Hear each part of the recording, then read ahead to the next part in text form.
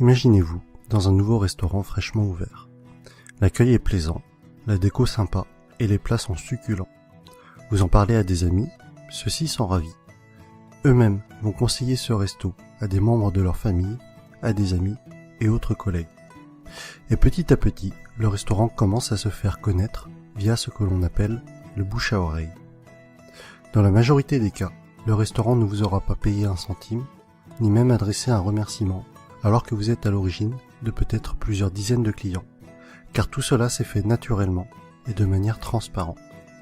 Eh bien, il existe un type d'entreprise qui utilise la puissante force du bouche à oreille pour se développer. Il s'agit du marketing relationnel, aussi appelé marketing de réseau ou MLM, pour multi-level marketing. On parlera de network marketing en anglais. Le problème, en France, c'est que le marketing relationnel est non seulement mal connu, mais en plus à mauvaise presse. En effet, trop souvent, les médias n'en parlent que dans le cas d'arnaque, et malheureusement, il en existe, et très rarement comme une possibilité de réussir. Les médias, pour attirer de l'audience, doivent faire dans le scandale, dans ce qui choque. Mais ceci est un autre débat. Mais effectivement, certaines entreprises sont des systèmes pyramidaux déguisés. Une pyramide, qu'est-ce que c'est au juste ? Je vous invite à cliquer sur cette vidéo pour découvrir une animation très bien faite expliquant ce qu'est une pyramide de Ponzi. En résumé, non seulement c'est une arnaque, mais c'est aussi illégal. Le système est basé sur la promesse de faire de miraculeux retours sur investissement, juste avec de l'argent que tout nouvel entrant va apporter. Autrement dit, l'argent des nouveaux paye le bénéfice des anciens. Et si, à un moment donné, les entrants ne sont pas assez nombreux, eh bien la pyramide s'écroule, car les anciens ne perçoivent plus d'argent. Ce qui est important à comprendre est que lorsque vous entrez dans une entreprise de marketing relationnel, vous êtes avant tout le distributeur d'un produit réel, le représentant d'une marque.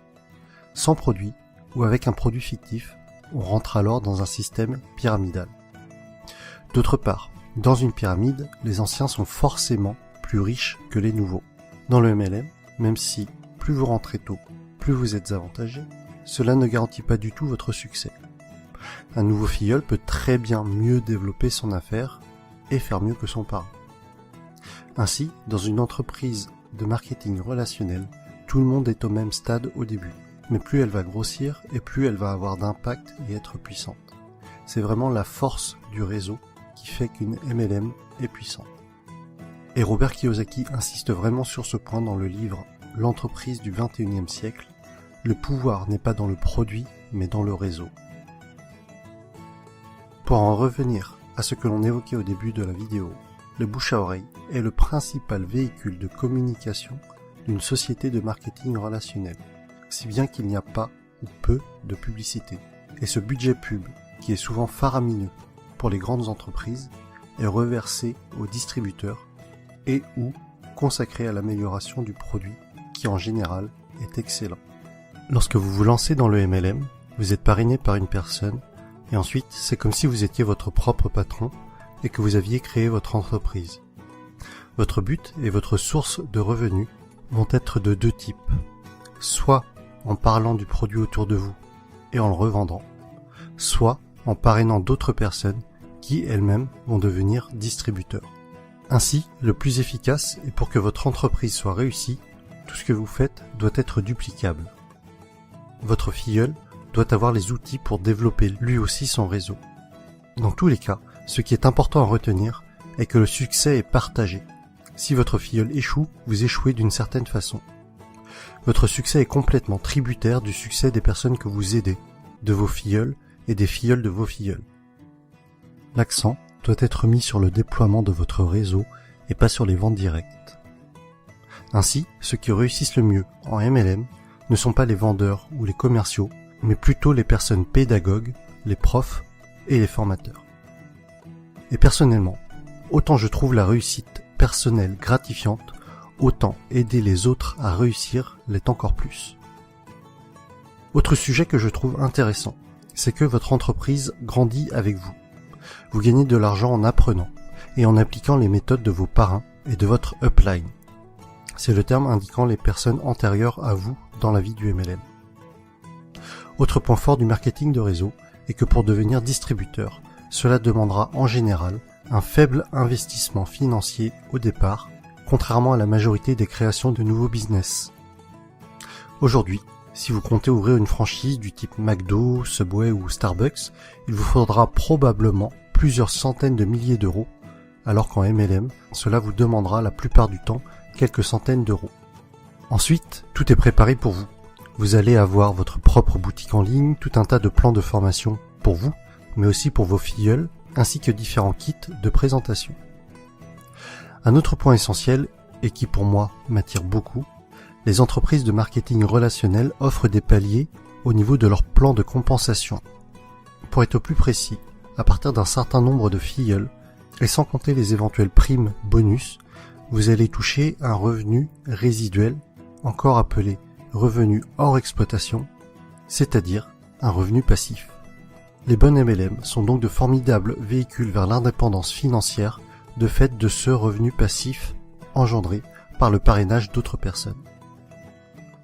Je rajoute que les MLM sont un type d'entreprise qui a une croissance des plus fulgurantes à l'échelle mondiale ces dernières années.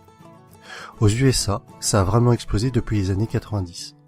Et avec Internet, c'est encore plus facile d'augmenter son réseau qu'auparavant. De plus, c'est une activité que l'on peut tout à fait démarrer sur notre temps libre pour un revenu complémentaire au début.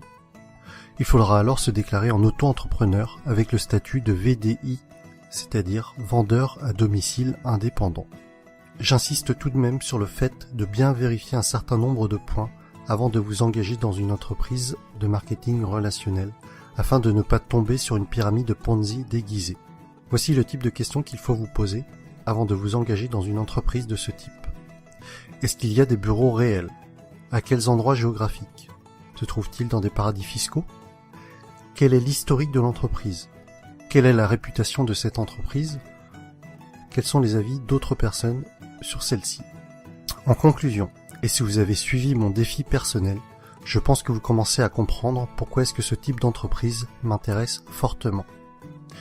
Travailler pour ses propres rêves et non pas ceux de quelqu'un d'autre. La possibilité d'avoir des revenus passifs avec cet objectif d'indépendance financière. Partager le succès. Vous savez, à la base, ma chaîne YouTube est quand même le partage des bonnes pratiques, d'idées inspirantes. Alors si en réussissant dans un domaine, j'arrive à aider d'autres personnes à réussir également, alors j'en serais sincèrement ravi. Autre point que l'on avait évoqué, c'était de gagner de l'argent tout en apprenant. Le message que j'y vois derrière cela est celui que Jim Rohn a souvent répété, que plus vous vous développerez personnellement, plus cela attirera le succès. Et enfin, des horaires libres. Cela signifie que je pourrais aller chercher ma fille à l'école. Et voilà pour cette vidéo sur le marketing relationnel. J'espère que le public francophone comprendra mieux ce qu'est le MLM avec cette vidéo. Pour ma part, il y a quelques mois encore, je dois vous avouer que je faisais partie des personnes qui rejetaient le sujet, ne comprenant pas en quoi cela consistait, et sûrement aussi parce que je ne voulais pas comprendre, et que je gardais en tête ce que les médias véhiculaient. Mais que ce soit Jim Rohn, Tony Robbins, Les Brown, c'est-à-dire tous les motivational speakers que je suis régulièrement, mettent en avant ce type d'entreprise. Et après mes lectures de l'entreprise du 21e siècle, de Robert Kiyosaki, et de 45 secondes qui changeront votre vie, de Don Fire, j'ai finalement changé d'avis sur le sujet et je suis décidé à me lancer. Vous retrouverez la suite de mes aventures dans le prochain épisode avec mon choix de MLM et les raisons de ce choix. Si vous aussi, ce concept d'entreprise est nouveau pour vous et que cela vous intéresse ou qu'au contraire, vous y intéressez déjà, mettez-moi un pouce j'aime, partagez sur Facebook et abonnez-vous. À bientôt!